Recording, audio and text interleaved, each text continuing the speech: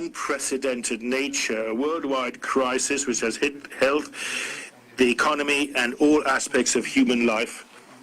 And this pandemic requires a global response, an international response. And I'd like to thank India for the cooperation your country has shown with the EU. I'd like to pay tribute to your role nationally, your mobilization, but internationally, the role you've played multilaterally in combating this pandemic.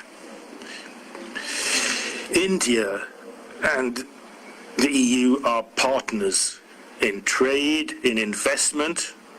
We are fully convinced that building on what we already do in this partnership, we can, through this meeting, find a way to find means of intensifying our cooperation even further.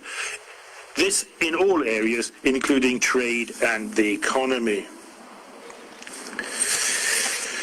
India and the EU are great democracies. We share common values. We also believe that multilateral commitments needs to be boosted and supported to combat global challenges, whether it's stability, security, combating terrorism, and so on. And so, Prime Minister, I also want to I'm not only very happy to see you in this video conference, but also want to take this opportunity to express the wish to really see this partnership with India as a political one covering multiple facets of our relationships, but is also a stable, structured, essential partnership, a structural partnership. This is how we see it. We also wish to congratulate India for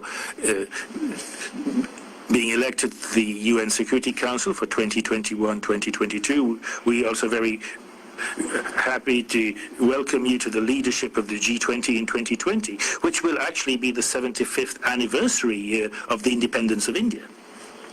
I hope that through this conference we can make even further progress and understand each other even better and strengthen our links even more bilaterally and multilaterally.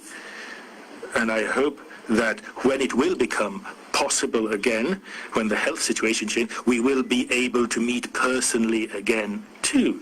So this is what I wanted to say by means of introduction. And if I may, I would now like to ask President von der Leyen to take over, and then I would ask you to make your introductory comments too. Ursula, you're next, please. Thank you, Charles, and dear Prime Minister. It's a pleasure to see you again.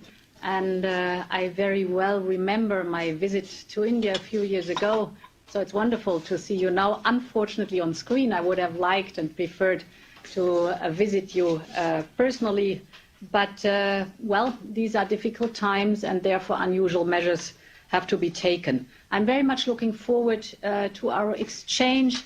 Me too, I would like to offer my sincere congratulations on twice on two topics. First of all, indeed, on the positive vote in the United Nations, and secondly, on securing the G20 presidency in 2022. So there is a lot of work ahead of us together.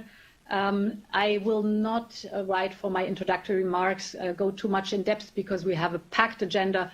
It's a pleasure to see you again.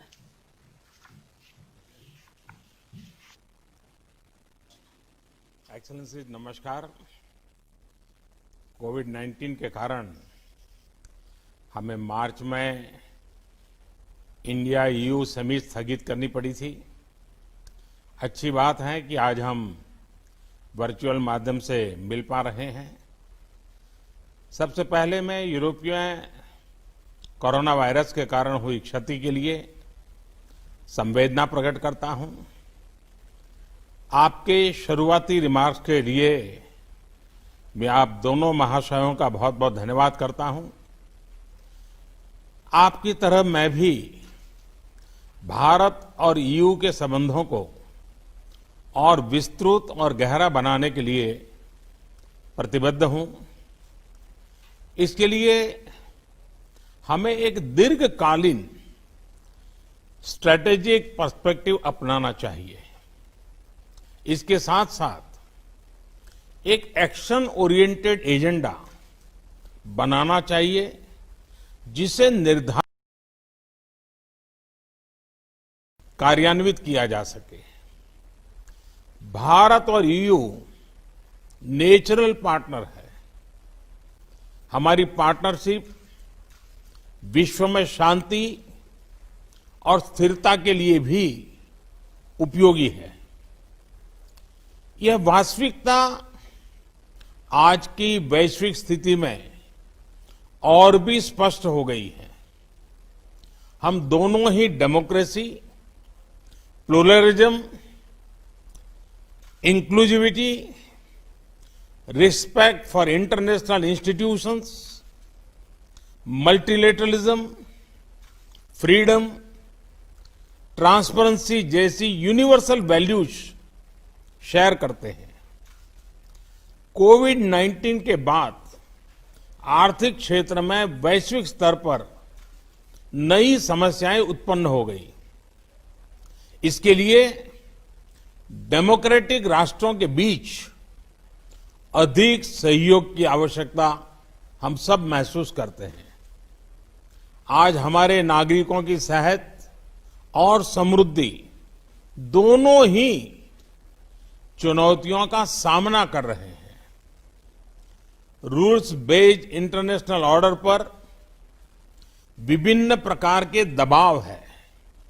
ऐसे में Bharat EU partnership आर्थिक पुनर्निर्माण में और एक मानव केंद्रित और मानवता केंद्रित ग्लोबलाइजेशन के निर्माण में महत्वपूर्ण भूमिका निभा सकती है।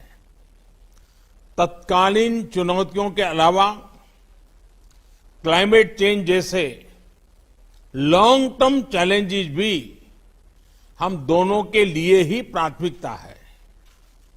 भारत में रिन्यूएबल एनर्जी के उपयोग को बढ़ाने के हमारे प्रयत्नों में हम यूरोप के इन्वेस्टमेंट और टेक्नोलॉजी का आमंत्रण करते हैं।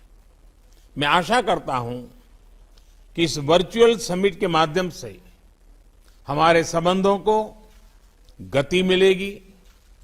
एक्सेलेंसीज, मैं आपसे बात करने के इस अवसर के लिए पुनः प्रसन्नता व्यक्त करता हूं। अब मैं हमारे अगले एजेंडा आइटम कोविड-19 के खिलाफ हमारे रिस्पांस पर अपने विचार रखूंगा। एक्सेलेंसीज, मेरे विचार से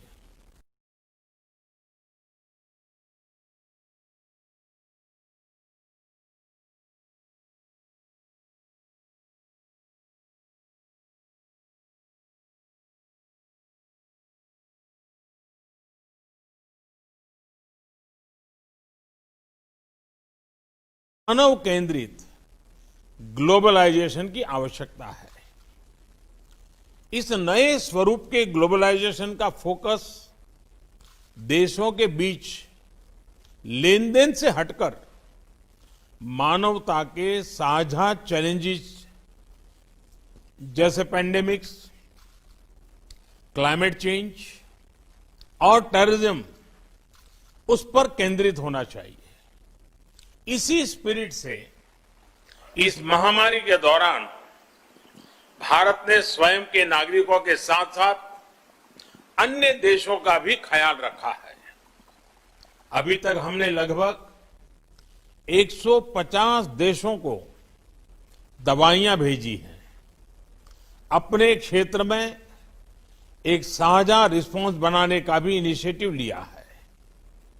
ईयू और उसके सदस्य देशों ने accelerating the access to COVID tools की जो पहल ली है उसका हम स्वागत करते हैं।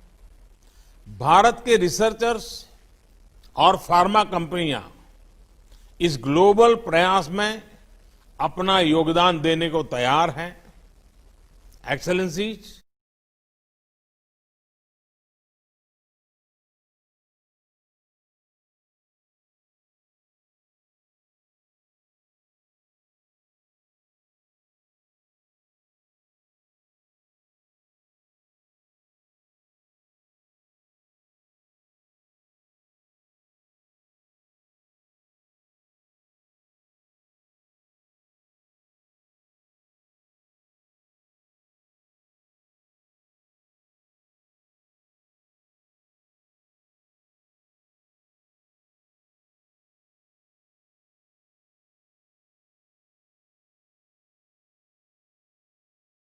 today. We greet you.